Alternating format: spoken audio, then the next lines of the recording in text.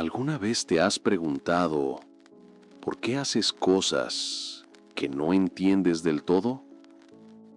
¿Por qué ciertas emociones parecen tomar el control sin que lo decidas? Lo curioso es que la mayoría de nosotros vive sin notar que dentro hay otro yo silencioso, oculto, pero siempre observando. Ese espacio invisible es lo que el psiquiatra suizo Carl Gustav Jung, uno de los pioneros del psicoanálisis y fundador de la psicología analítica, llamó el inconsciente. Jung dedicó toda su vida a explorar la mente humana, intentando comprender lo que impulsa nuestras decisiones, nuestros miedos y la forma en que nos relacionamos con el mundo. Mientras otros psicólogos trataban de explicar el comportamiento desde lo externo, Jung se atrevió a mirar hacia adentro. Decía que quien mira hacia afuera, sueña. Quien mira hacia adentro, despierta.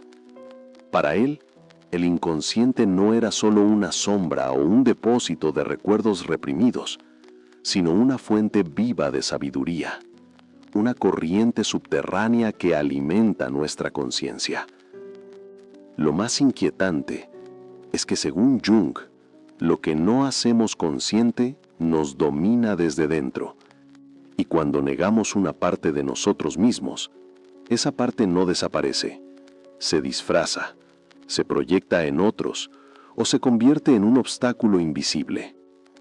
Hoy vamos a sumergirnos en esa dimensión oculta, no desde la teoría fría, sino desde la experiencia humana. Cómo el inconsciente moldea lo que somos, cómo se comunica con nosotros y qué ocurre cuando lo ignoramos.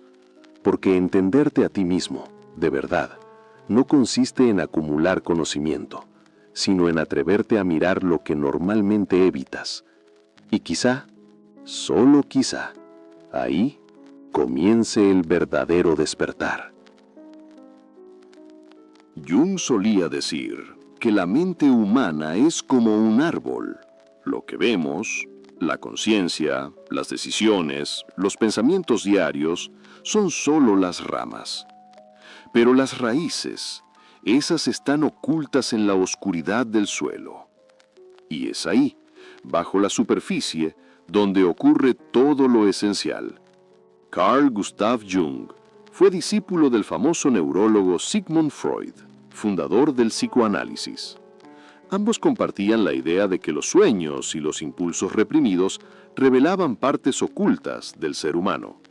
Sin embargo, Jung se apartó de Freud porque percibía algo más vasto. Decía que el inconsciente no era solo un archivo de deseos reprimidos, sino un océano compartido por toda la humanidad. A esa capa profunda la llamó el inconsciente colectivo. Y según él, en ese territorio habitan formas universales del pensamiento y la emoción que todos compartimos, sin importar la cultura ni la época. Las llamó arquetipos, patrones eternos que se repiten una y otra vez en mitos, sueños y comportamientos. Jung veía en los arquetipos las huellas de millones de años de evolución psíquica. El héroe que lucha contra la oscuridad, la madre protectora, el sabio, la sombra, no son solo personajes literarios, sino expresiones de algo que vive dentro de cada uno de nosotros. Cuando un arquetipo se activa, influye en la manera en que sentimos y reaccionamos. No lo elegimos conscientemente, simplemente lo encarnamos.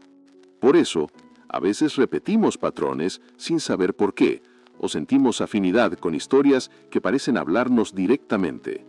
No es casualidad, es el inconsciente intentando comunicarse contigo en su propio lenguaje simbólico. El problema es que el mundo moderno ha olvidado ese lenguaje.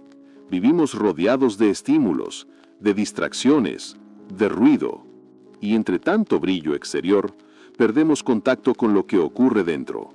La consecuencia es una sensación de vacío, de desconexión, de no saber realmente quiénes somos ni qué propósito seguimos.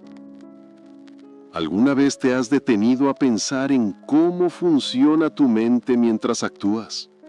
Lo curioso es que, dentro de ti, existe un yo silencioso, oculto, que siempre observa.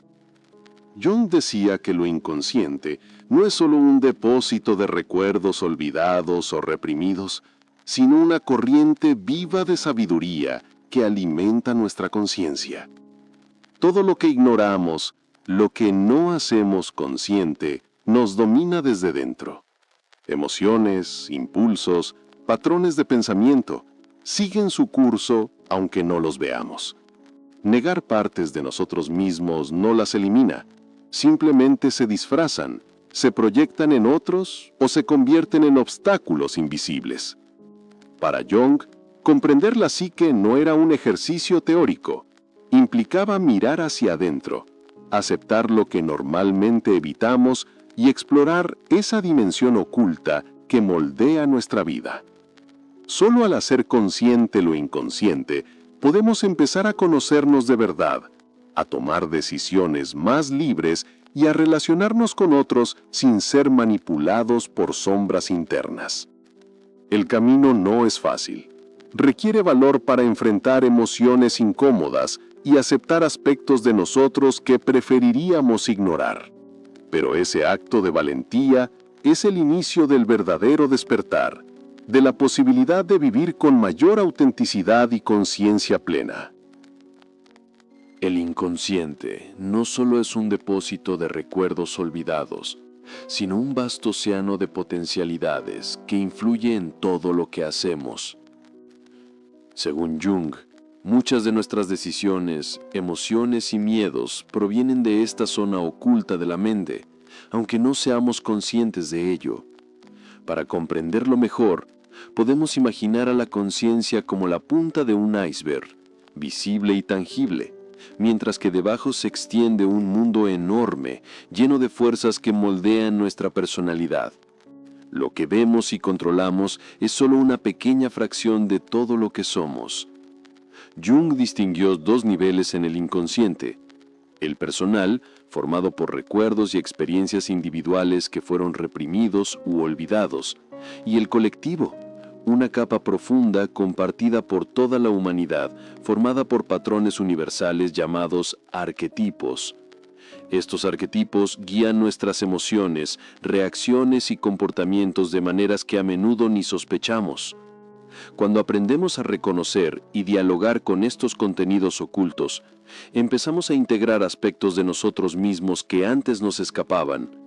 No se trata de cambiar quiénes somos, sino de comprender y armonizar nuestro mundo interior, permitiendo que la conciencia y el inconsciente trabajen juntos en lugar de estar en conflicto. Una de las ideas más poderosas de Jung es que los arquetipos del inconsciente colectivo actúan como guías universales. Por ejemplo, figuras como el héroe, la madre o el sabio no son solo personajes de historias, son patrones que moldean nuestra forma de sentir y actuar frente a la vida. Estas fuerzas invisibles pueden surgir en momentos decisivos, como cuando enfrentamos un desafío, tomamos una decisión importante o nos encontramos en crisis. Pero aquí está lo crucial.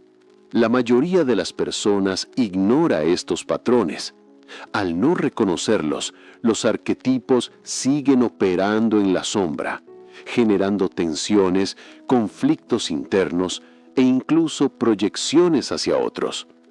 Jung creía que acceder a estas energías inconscientes nos permite vivir de manera más auténtica y consciente, en armonía con nosotros mismos y con los demás. Por eso, el primer paso es explorar el inconsciente personal. Esto implica observar nuestras sombras, esas emociones, pensamientos o comportamientos que solemos negar o reprimir. Enfrentarlas no significa juzgarnos, sino reconocerlas como parte de nuestra psique. Solo al traerlas a la conciencia podemos transformar su influencia y utilizarla a nuestro favor. Cuando lo hacemos, abrimos la puerta para conectarnos con los arquetipos universales, accediendo a una sabiduría que trasciende nuestra experiencia individual y nos conecta con la historia de la humanidad. Ahora bien, uno de los métodos más efectivos que Jung recomendaba para explorar el inconsciente es el trabajo con los sueños. Durante el sueño, nuestra conciencia se relaja y los símbolos arquetípicos emergen con mayor libertad. Cada sueño puede ser una ventana hacia los patrones internos que guían nuestras emociones y decisiones. Jung solía decir que los sueños son la vía regia hacia el inconsciente, porque nos muestran aquello que ignoramos mientras estamos despiertos. Pero no basta con recordar un sueño. Necesitamos registrarlo y reflexionar sobre él, observar los símbolos que aparecen, cómo se relacionan entre sí y qué emociones despiertan, nos permite identificar arquetipos y aspectos de nuestra sombra. Incluso los sueños más confusos o perturbadores contienen información valiosa sobre lo que nuestra psique busca expresar o resolver.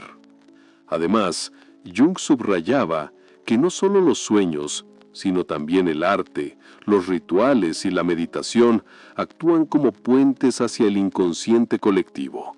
Dibujar, escribir, contemplar la naturaleza o participar en prácticas simbólicas puede activar energías arquetípicas que transforman nuestra percepción y nos conectan con nuestra esencia más profunda.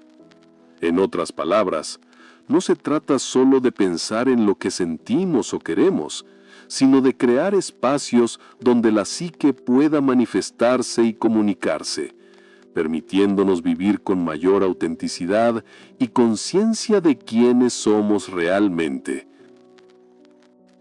Cuando hablamos de símbolos, uno de los más poderosos que Jung destacó fue la mandala, que representa la totalidad psicológica. Esta figura, circular y equilibrada, surge naturalmente en momentos de confusión o crisis, como un intento del inconsciente por restaurar orden. Jung observó casos donde sus pacientes comenzaban a dibujar mandalas espontáneamente, y este acto los ayudaba a integrar aspectos de su psique y recuperar equilibrio emocional. Los símbolos arqueotípicos funcionan como catalizadores de autotransformación. Cuando emergen a la conciencia, no solo nos muestran lo que está oculto, sino que nos impulsan a actuar, a reorganizar nuestra vida y nuestras prioridades. Por ejemplo, en momentos críticos de decisión o transición, un símbolo arqueotípico puede aparecer en sueños o en el arte, orientándonos hacia la resolución o el aprendizaje necesario. Además, Jung señalaba que la sociedad moderna a menudo bloquea este flujo simbólico. La tecnología, la distracción constante y la obsesión por la imagen personal limitan nuestra capacidad de percibir estos mensajes internos. Ignorar la función de los símbolos nos desconecta de la sabiduría profunda del inconsciente colectivo, impidiendo que nuestra personalidad se desarrolle hacia la totalidad y la autenticidad. Por eso, acercarse a los símbolos no es un acto trivial, es un camino hacia la integración psíquica, una oportunidad de vivir con mayor conciencia y de reconectar con lo más profundo de nuestro ser, explorando aquello que normalmente permanece oculto. Una de las formas más accesibles de conectarse con el inconsciente, según Jung, es a través de los sueños. Durante el sueño, la conciencia se relaja y los símbolos arquetípicos pueden emerger sin filtros. No son simples fantasías sin sentido, sino mensajes codificados del inconsciente que reflejan conflictos, deseos y procesos de transformación interna.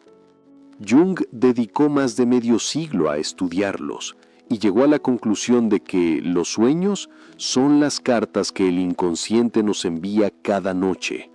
Al analizarlos podemos descubrir aspectos ocultos de nuestra personalidad y entender mejor los desafíos que vivimos.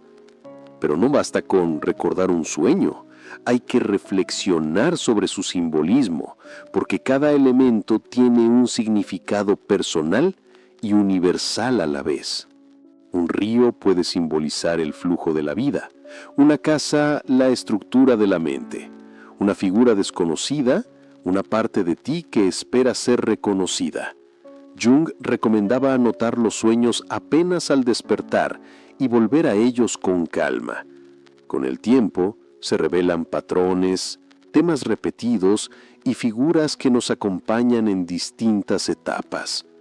Esa atención continua abre un diálogo entre la conciencia y el inconsciente, permitiendo que ambos se escuchen mutuamente. Soñar entonces no es escapar de la realidad, es un acto de autoconocimiento, un modo en que la psique intenta equilibrarse y recordarnos lo que hemos olvidado de nosotros mismos. Además de los sueños, Jung observó que las prácticas espirituales y artísticas también pueden servir como canales para acceder al inconsciente colectivo. Actividades como la meditación, la contemplación, la música o el arte simbólico permiten que los arquetipos se expresen sin la interferencia constante del pensamiento racional. Por ejemplo, cuando alguien pinta sin planear, guiado solo por una sensación interior, puede estar dando forma a un símbolo arquetípico. Jung lo comprobó en el caso de una paciente que sufría fuertes crisis emocionales. Sin saber por qué, comenzó a dibujar figuras circulares. Con el tiempo comprendieron que esas formas eran mandalas, símbolos antiguos que representan la unidad y el orden interior. Al plasmar ese símbolo, la paciente logró estabilizar su mente y recuperar equilibrio. Esa experiencia llevó a Jung a entender que los símbolos no son solo adornos del pensamiento, son puentes entre el consciente y el inconsciente. Cuando emergen, lo hacen con una intención, recordarnos algo esencial sobre nosotros mismos. Por eso atender los símbolos que aparecen en los sueños, el arte o incluso en los momentos de inspiración puede tener un efecto profundamente sanador. A veces no necesitamos entenderlos del todo, basta con observarlos, permitir que actúen y dejar que la mente interior haga su trabajo silencioso.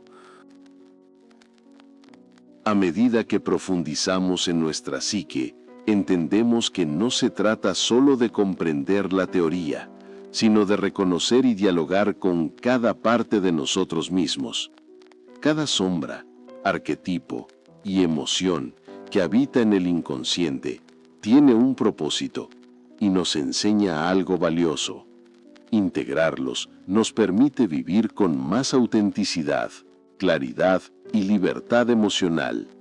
Nos hace más conscientes de nuestras decisiones, atentos a nuestras relaciones y capaces de enfrentar los desafíos de la vida con serenidad.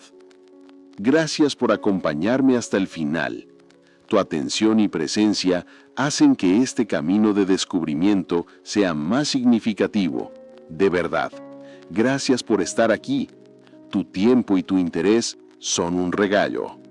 Si este video te ha inspirado, suscríbete al canal para continuar explorando juntos la mente, la psicología y el autoconocimiento. Comparte tus reflexiones en los comentarios. Tus experiencias enriquecen este espacio. Y sobre todo, construyamos comunidad, un lugar donde crecer, cuestionar y evolucionar juntos.